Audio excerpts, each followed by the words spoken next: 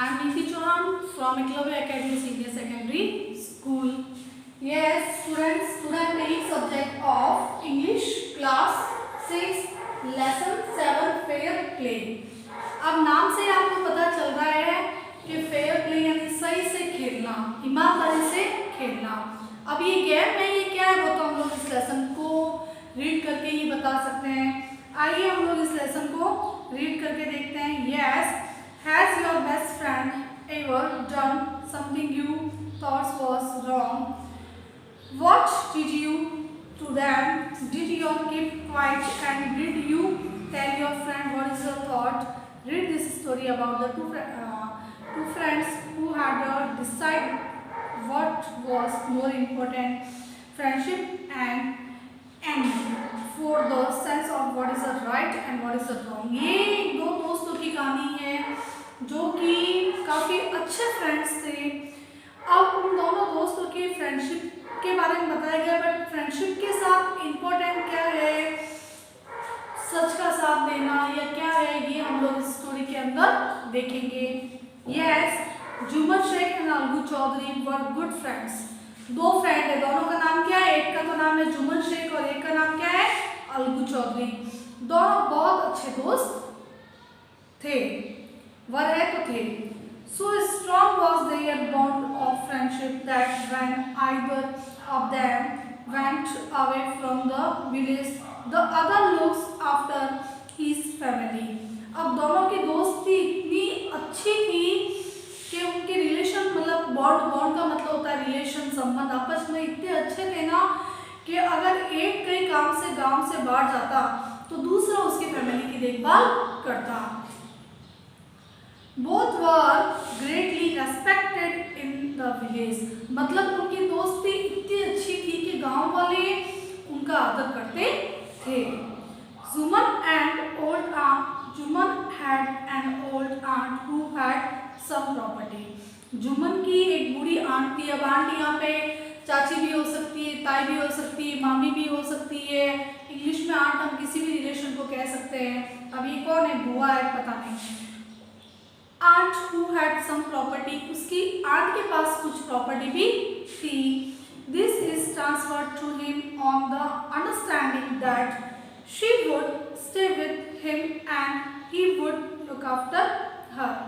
अब उसकी आंटी ने जो अपनी प्रॉपर्टी जो थी वो किसके नाम कर दी थी? जुमन शेख के नाम कर दी थी। बट एक शर्त थी। क्या शर्त थी? कि वो जो है उसकी आंटी की अच्छे तरीके से देखभाल करेंगे, क्योंकि उनका खुद का कोई सन था नहीं, तो इस वजह से उसने क्या किया, अपनी सारी प्रॉपर्टी जुमन शेख के नाम कर दी। बट उनकी शर्त थी कि वो उसकी देखभाल करेगा। The arrangement work well for and the couple of years, then the situation change. Juman and his wife were tried to of the old relatives. अब जो थे, जुमन जो था उसकी जो फैमिली जो थी, उस दोनों अच्छे कपल थे और काफ़ी साल तक उन्होंने अच्छी तरीके से उनके साथ व्यवहार किया था। Then the situation change. अब जो था उनकी उस सिचुएशन थी वो चेंज हो गई थी, मतलब उस औरत के प्रति उनका व्यवहार जो था चेंज हो गया था। Juman and his family were tied of old relative. अब उसके जो टायर्ड का मतलब था थकना। अब जो जुमन की फैमिली और जुमन जो थे ना, वो जो बूढ़ी आंटी जो थी ना, उनसे थक चुके थे।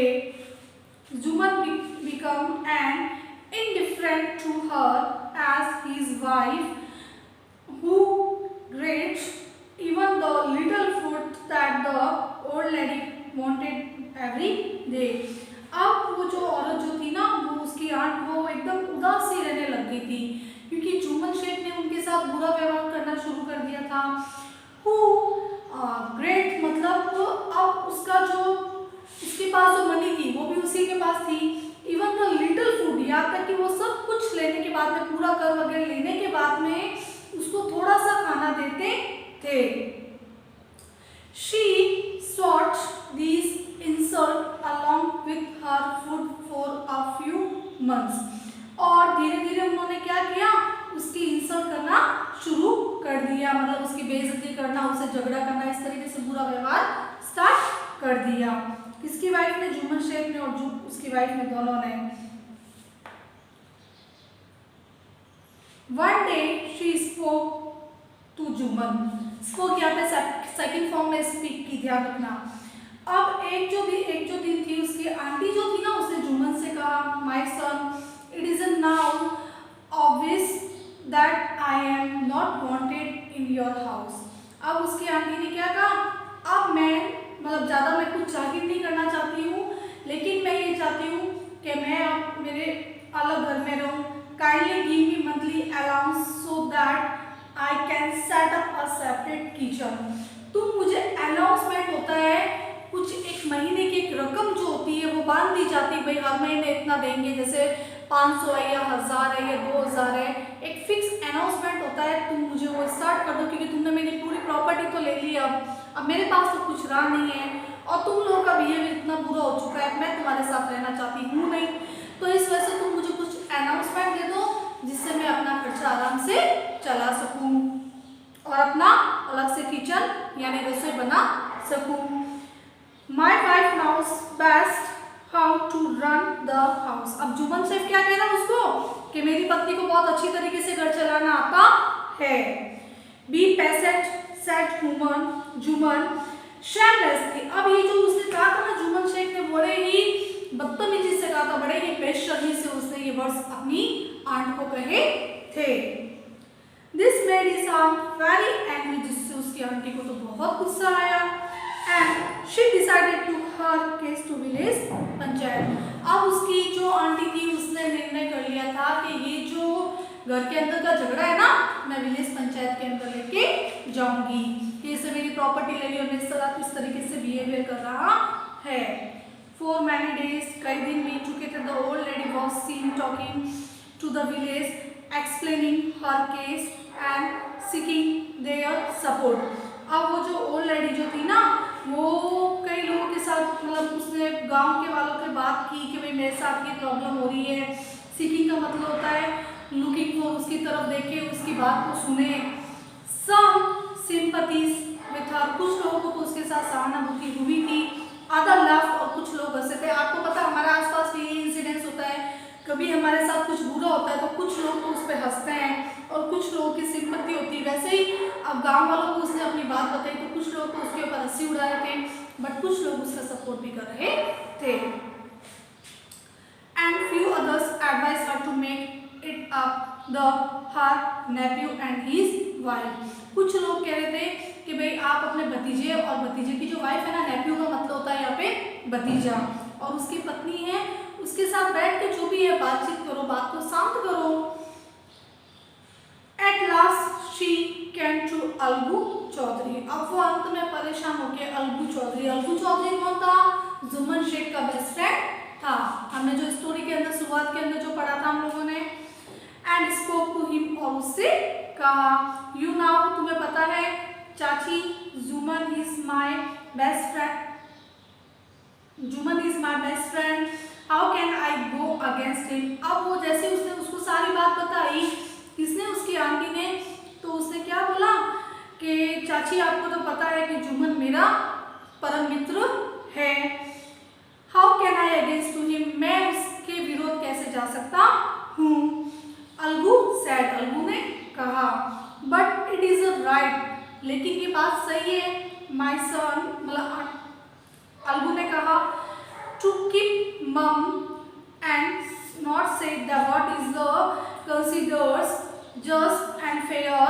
Please the old lady come to the panchayat and speak the truth, she said. Algu did not reply, but her words kept ringing in his ears. अब उसके आंटी के सामने तो उसने एक बार कह दिया, भाई मैं कुछ नहीं कर सकता हूँ, मेरा दोस्त है, यहाँ पे आपको भी चुप रहना होगा, मतलब इस तरीके से उसने कहा। तो उसकी आंटी को भी गुस्सा है, भाई मैं अब इसके बारे में तुम विचार कर लेना, मैं तो ये केस जो है ना पंचायत के अंदर लेके जाऊंगी। अब उस समय अलगू जो था कुछ बोलने के लायक भी नहीं था, क्योंकि उसको पता था कि आंटी भी अभी बहुत गुस्से में है, हो सकता है मैं अपने दोस्त के फेवर में बोलते हुए कुछ गलत डिसीजन ना ले लूँ। तो उसकी आंटी की तो सारी बात उसने सुन ली, बस अपना कोई वापस रिप्लाई नहीं दिया। आगे जो लेसन है हम लोग नेक्स्ट पार्ट के अंदर पढ़ेंगे, क्योंकि इसका सेकंड पार्ट के अंदर दे रखी है, बट मैं कुछ डिफिकल्ट वर्ड आपको करवा देती हूँ, आप लोग इसको राइट डाउन कर लीजिए। यस, फर्स्ट है बॉन्ड। बॉन्ड का मतलब होता है संबंध।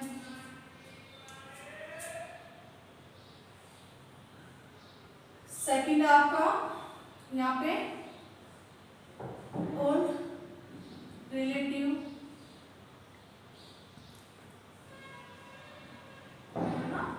रिश्ता।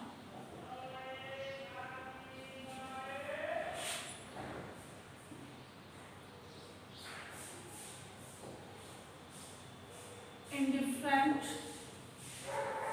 उदासीन, यानी उसके आंटी के साथ जब वो बुरा व्यवहार कर रहे थे ना, तो वो उदास रहने लग गई थी।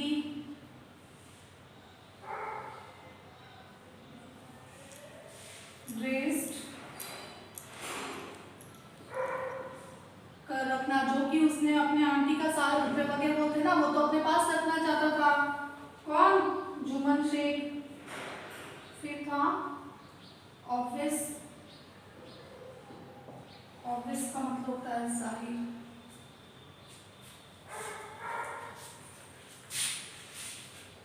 फिर है पैशंस, यानी धैर्य।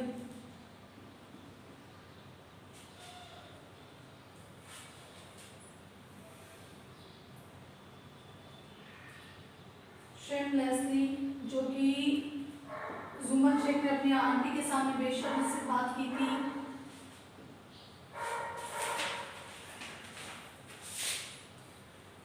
कंसीडर, विचार करना या विचार करे। यस, मम, मम का मतलब इसमें है चुप रहना। पेन है आपका सिंपैथीज, यानी सहानुभूति।